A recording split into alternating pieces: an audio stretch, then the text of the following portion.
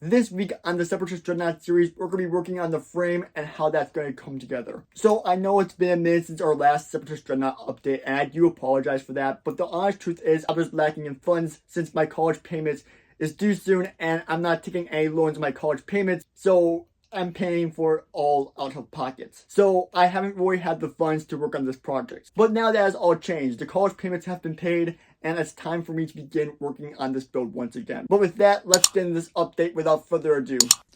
Starting off this update on the invisible hand, I want to work on the main support for the invisible hand, meaning the stand. So the stand is not going to look like the Lego maze scale stand pretty obviously, because there's no way one single support could hold up my massive 6'5" invisible hand. So we're going to have two of them.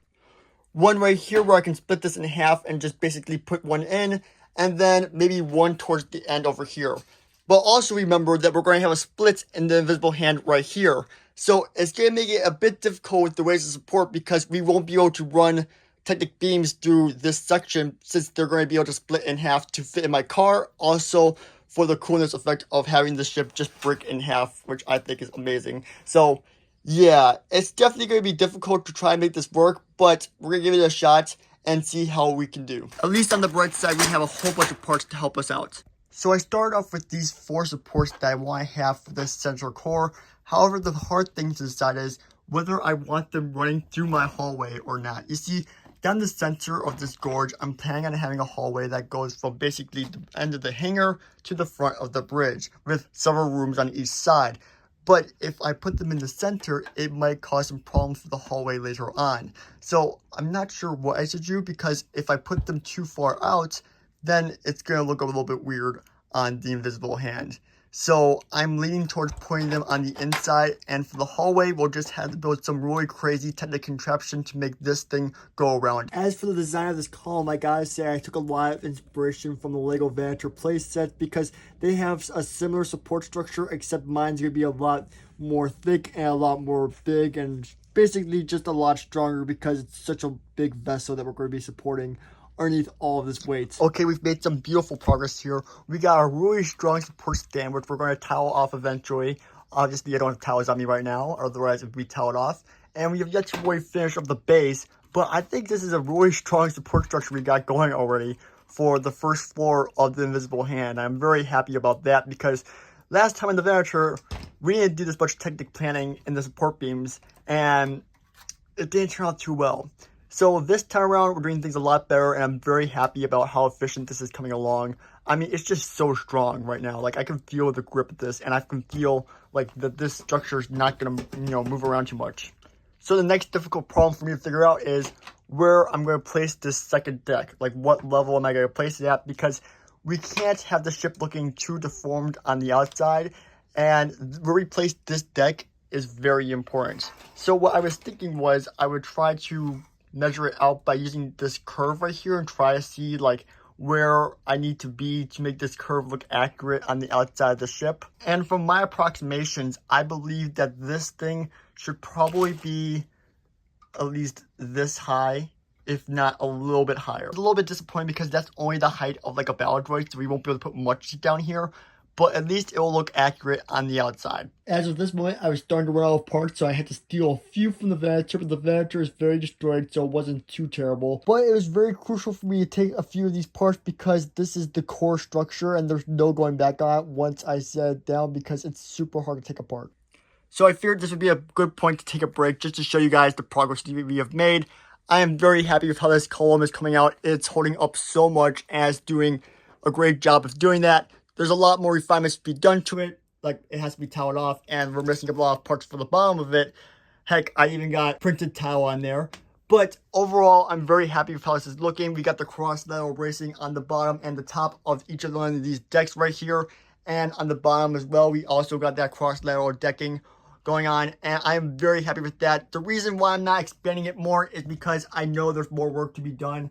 We gotta get another piece to go inside here. We don't have any more of them, unfortunately, so we have yet to do that, which is why I'm not going to pursue it greatly, because taking apart Technic's a pain in the butt, so I'd rather just build it right the first time around. Unfortunately, though, I don't think we have enough pieces to build a second one of these for the back end, which is really unfortunate, but I think we've made some pretty good progress so far on this mock. So since we don't have enough parts to make another one of these this week, I kind of want to do some framework to make sure we don't make any mistakes on this build, because if we don't get the framework right for the exterior shell, then we're going to have to do a lot of reworking in the Technic frame, and that's going to be a big pain in the butt because Technic is like impossible to take apart. So I'm going to start laying out that frame right now, trying to see what I can try to capture with some of these bendy pieces. Don't worry, these are not going to be on the actual thing. We're going to use a lot more smoother techniques, but these are a good way to do some practice rough drafts. Alright, we got a little bit of the framing laid out, and I'm very happy with it so far because I think the angles are working perfect in proportion just about. We got this soft curve going like that at the bottom, and then we got a little bit of a side panel, and then a little curve, and then a little hump over there. Now, obviously, I'm not going to be using these pieces, and it's not going to be exactly like this, but this is just a rough framework for the whole ship because, honestly, I don't know what parts I'm going to use for these sections as of yet. The outer shell of the ship is something that's going to come along a lot later down the road. But I just wanted to see if we were doing the framework correct in a sense because honestly, this thing is huge and I'm not doing any of it in LDD, which makes it a lot harder to try to figure out the framework. But honestly, I am super happy with how this is coming out. It just looks absolutely incredible. Just start seeing this thing come to life, and I am very happy for the next update when we'll get a lot more parts in and we'll get to do even more of this ship. But we're not done yet because last week we were working on this hangar section and we ran out of this part right here. These 1x3s. And we got a whole bunch of them in the last parts order. So we're going to finish up this back section right here real quick. And now we're getting to the part in the update where I'm just about to lose my mind because I realized I did not order enough 1x3s. And I ordered a lot more 1x4s than 1x3s instead of the other way around. So unfortunately I still can't finish this section this week. But maybe next week, this is unfortunate. Despite that, I'm still very happy with the progress that we've made this week. This ship is looking absolutely massive, and I'm just very happy about that we're actually starting to get some form on this ship now. We also put a little bit of the front on right here just to play around with it. Obviously, it's not going to be on the actual front of the Venator, but just to play around with the framing and the shaping and everything.